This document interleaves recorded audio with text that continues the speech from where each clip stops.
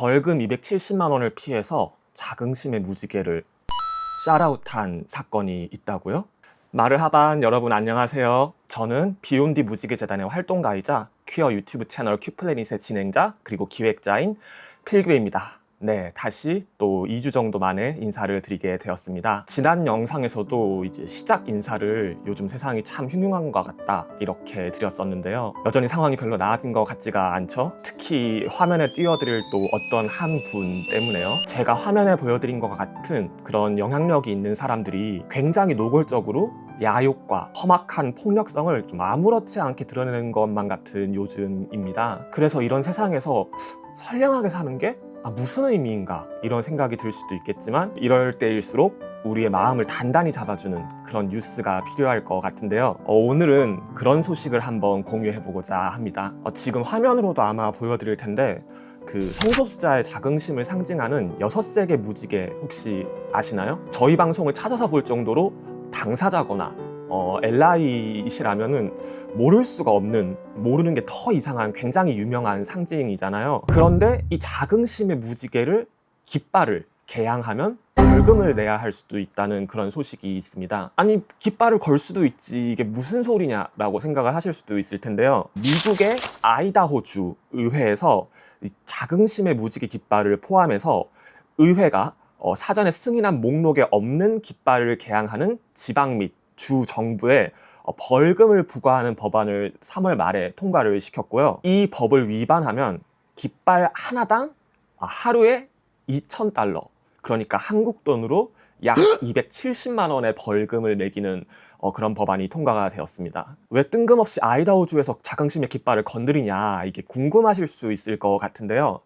사실 미국이 최근 몇 년 동안 이 깃발 내려 올려 개항하지 마 뭐 이런 식의 깃발 전쟁을 최근 진행 중이었어요. 가령 미국의 국립공원 관리청이 이 연방 정부의 지침에 따라서 미국 국기, 내무부 깃발, 그리고 전쟁 포로 및 실종자 추모기만 개항하는 그 정책을 이제 시행하게 되었는데요. 그런데 이 국립공원 관리청이 관리하는 그 시설 중에 하나가 현대 성소수자 저항의 상징인 그 스토널 술집 아시죠? 그 뉴욕에 있는 경찰들의 어떤 탄압과 이 차별에 저항해서 성소수자들이 들고 일어났던 그 스토널인이라는 술집이 있는데요. 이 국립공원 관리청이 여기도 관리를 하고 있다고 해요. 그래서 국립공원 관리청에서 우리 관리하는 건데 우리 정책 따라야지, 너네도 자긍심의 무지개 깃발 내려, 이렇게 해서 스토너를 인해서 자긍심의 무지개 깃발이 내려가는 굉장히 황당한 이 사태가 벌어졌었는데요. 다행히 사람들이 이 문제를 법정으로 가져갔고 합의 끝에 스토너를 인해서 깃발은 다시 올라갈 예정이라고 합니다. 어쨌든 요점은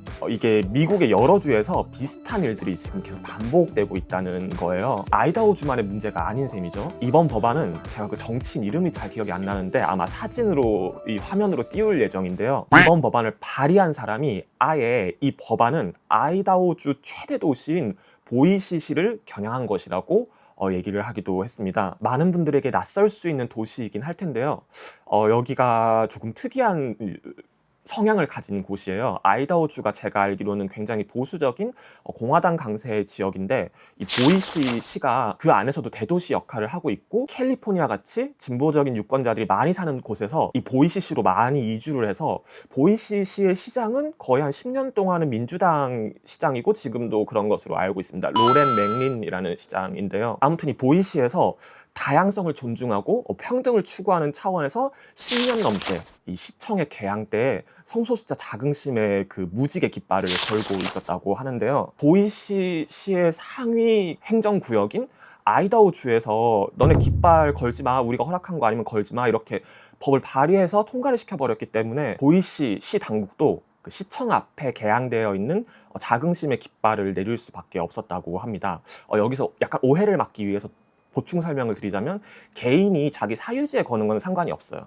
근데 이 지금 법들은 대부분 나라가 관리하고 있거나 아니면은 지자체, 뭐 정부 이런 데서 관리하는 어떤 그런 깃발 개항대들을 겨냥을 하고 있어서, 그래서 보이시 시청 앞에 있는 그 깃발 개항대에서 무지개 깃발이 내려갔고요. 보이시 시장인 로렌 맥린이 인터뷰 도중에 굉장히 눈물을 참으면서 아이다호 주 정치인들이 우리 사회의 가장 취약한 사람들의 표적으로 삼아서 분열을 조장하고 있다고 호소하기도 하는 그런 안타까운 광경이 벌어지기도 했습니다. 그런데 이야기가 이렇게 끝날 것 같으면 제가 이 뉴스를 가지고 왔을 리가 없겠죠. 이후에 맥린 시장이 굉장히 의미심장한 말을 했다고 해요. 그러니까 보이시 씨가 법을 준수하긴 할 건데, 그런데 그 법, 깃발에 대한 거지. 그래서 이분이 어떻게 대응을 했느냐, 자긍심의 깃발을 내린 그 깃대에, 제가 아마 화면에 띄워드릴 텐데요, 마치 그 포장지나 테이프로 이렇게 뺑뺑 누르듯 자긍심의 무지개 깃발을 뺑 둘러버렸습니다. 그러니까 깃대에 깃발을 개양한 게 아니라 깃대 자체에 무지개를 이렇게 둘러버린 거고요. 그리고 여기서 끝이 아니고 이 시청 그 외관에 자긍심의 무지개와 함께 모두를 위한 도시 만들기라는 문구가 들어간 그런 대형 현수막도 붙였다고 합니다. 여기에 밤이 되면 그 시청을 장식하는 조명이 있는데 그 색깔을 트랜스젠더 상징색 깃발로 바꾸어 버려서 아예 그 시청이 트랜스젠더 상징색으로 빛나는 그런 광경을 연출을 했다고 해요. 그러면서 맥린 시장이 또 다른 의미심장한 발언을 하는데요.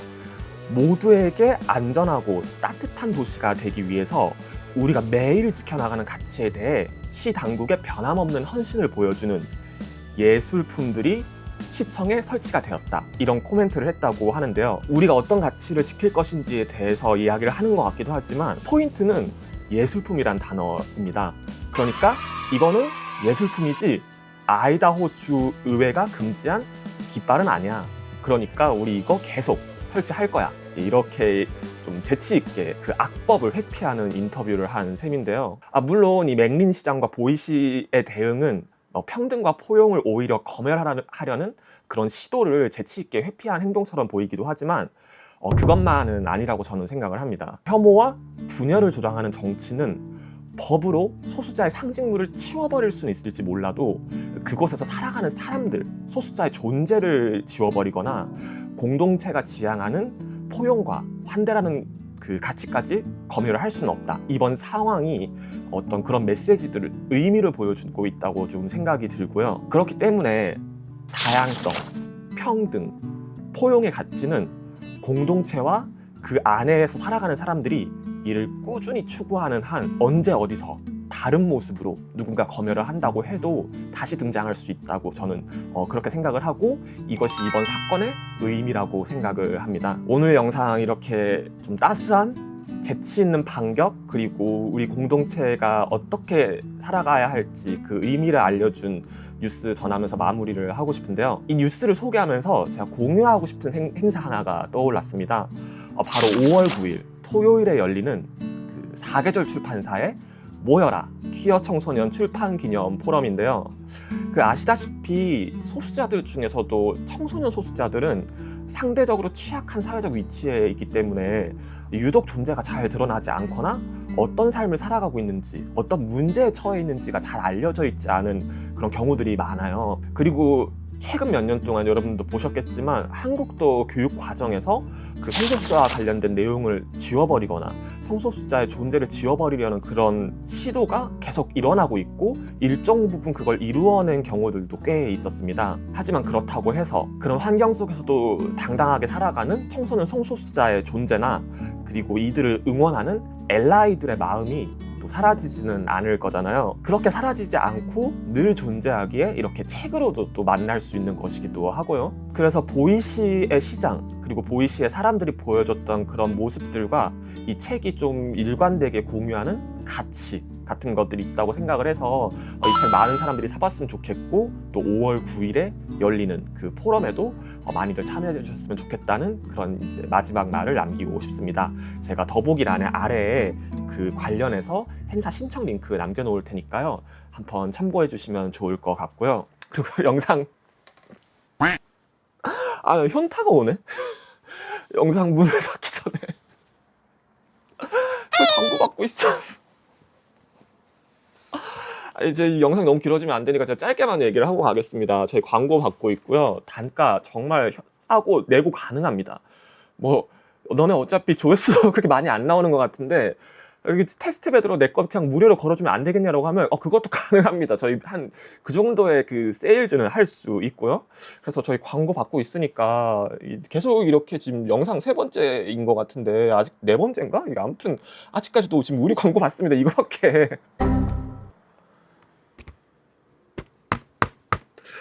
현타가 오네요. 이거밖에 지금 못 걸고 있어요. 그래서 저희 광고가 받고 있으니까 많이 광고 신청해 주셨으면 좋겠고요. 저희 오늘 영상 재밌게 보셨다면 좋아요, 그리고 구독, 그리고 알림 설정 꼭 부탁드리도록 하겠습니다. 그럼 저는 다음에도 여러분이 주목할 만한 뉴스, 또 마음이 따뜻해질 만한 뉴스, 혹은 우리가 꼭 함께 연대해야만 하는 그런 뉴스 가지고 돌아올 수 있도록 하겠습니다.